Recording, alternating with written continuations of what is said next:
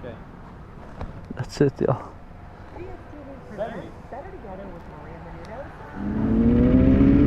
What is up, guys? Welcome back to the channel. Today I'm with two of my good friends taking a little ride, and we're gonna do a 4 or 5 month update on the Aprilia Rsv4 RR. This is a 2018, and I got a few requests in the comment section to do a update and let everybody know how the bike is doing reliability wise and what has changed, and you know, if my opinion about the bike has changed overall. I had it for about 4 or 5 months now, put on 2,100 miles, and just like first day, it is still uncomfortable.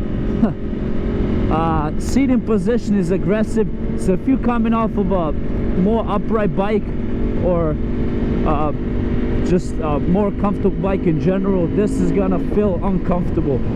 Seating position is fairly aggressive, and you do feel weight on your wrist, but I'm used to it, so it really is not that bad for me. But if you read online some of the forums, you'll see the people do tend to complain about this. Again, the seat on this bike is almost non-existent. It feels like a plank. It's hard. Again, it's a racing seat. It's a track bike, and that's what it was meant for. The purpose of this bike was not for it to be comfortable, but for it to be ridden hard on track and for you to get the most feel and feedback from the tires and whatnot, and that goes to the seat also. So reliability wise, this bike has been solid. Again, 2,000 miles is not really much of a milestone when it comes to reliability for me to speak on, but it is what it is, and I'm gonna give you my opinion on what I think about it so far. No issues, nothing major so far. 2,000 miles, 4 or 5 months I've owned it for now, and the only problem that I've come across is the, make sure this thing's recording before.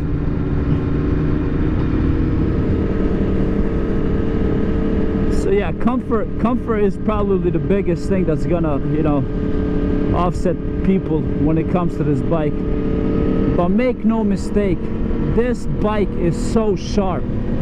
It is so planted. And I've done 4 track days with this bike, and I'm telling you, this thing is a monster. You pick a line and it'll stick to it. You could ride this thing hard. I am still on the stock Super Corsa SPs, and with 2,000 miles and 4 track days, they still got life left on them, so that's pretty good. Now, as far as the service goes and maintenance, I've done an oil change in 900 miles, so they recommend anywhere from 600 to 1,000 miles. I had an Aprilia tech, who's a friend of mine, do this as a side job, so I did not go through a dealership. So my first service of the bike was not through a dealership, and I made sure that if I do this, it would not void my warranty, and it does not. At least in this state, my dealership, they told me I can go ahead and do this on my own, the first service, as long as I save the receipts of everything, or the oil and the filter and the crush washer that I bought, so that way in case something does go wrong with the bike, I have history that I did do the first service, and that will make it easier when it comes to warranty claims. Now, I know some states or even countries, you have to take it to the dealer or your warranty is voided automatically. In my state, in my dealership, that's not the case. So that's I saved. I think the dealership wanted $1,200. You know, I got it a lot cheaper through my friends, so that worked out well for me. So no reliability issues so far, and these bikes are expensive to maintain. Not too much more than Japanese bikes, I guess. You do have to get your valves checked at 12,000 miles. In my case, I'm gonna do a bit sooner because I did do a few track days, and I do plan on doing more track days on this bike, and that I will most likely do through the dealer because that's a major service, and I want that on file, I want that on record. So when I down the line, when I do sell the bike or I trade it in or whatnot, I do have some kind of paperwork to prove that I did require maintenance on the bike.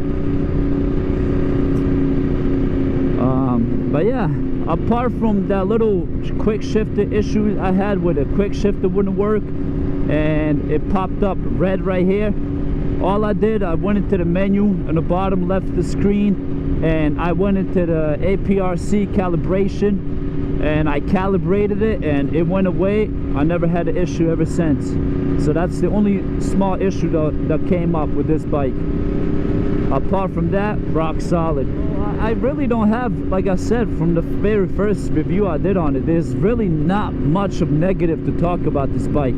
Apart from the seat, but again, the seat is built with a purpose. This is a track bike on the street.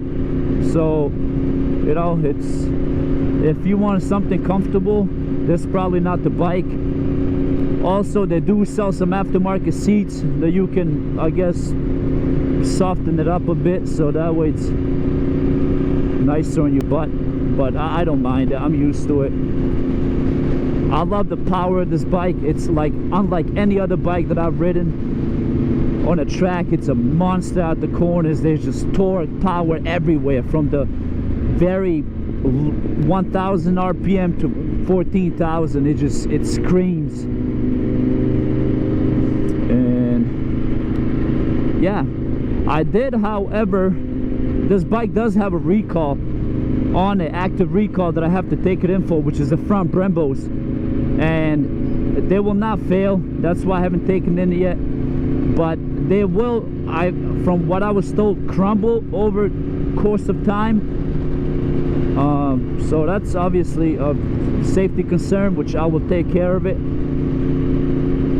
But that's the only thing that I've gotten noticed about when it comes to recalls. So yeah, solid bike, man. Solid bike, very solid bike. Anybody looking for one out there, I'd highly recommend it. And you can't go wrong with these. Now you have a bunch of things that you could play with in the menu down here, from traction control to anti-launch control to anti-wheelie control, a whole bunch of stuff. So if you go in it and get familiar with it, there's actually quite a bit of options that you could play with on this bike and kind of fit it to your riding style. And you could also change the anti-traction control on the fly with this little right here, these little buttons. You see, 3 up, anti-traction go 4, now it's back to 3.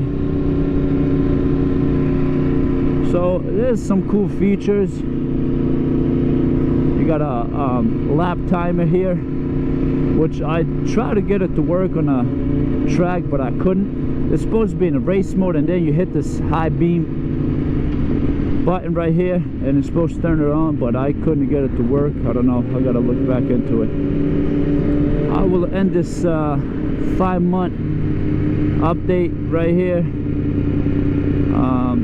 I hope I didn't miss too much, and I hope it answers some of the questions that you guys had out there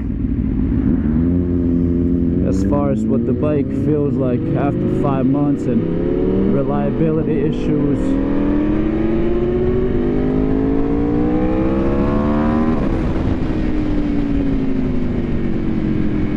Woo! Brakes work so well. And that would be it, guys. If there's something else I missed, I apologize. Shoot me a comment and I will respond, and if I have to make another video I will.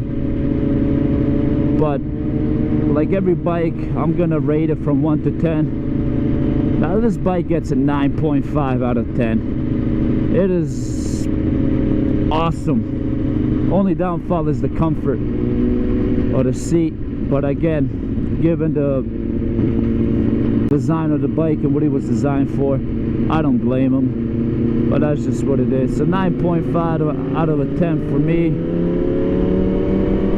and I hope you guys enjoyed the video.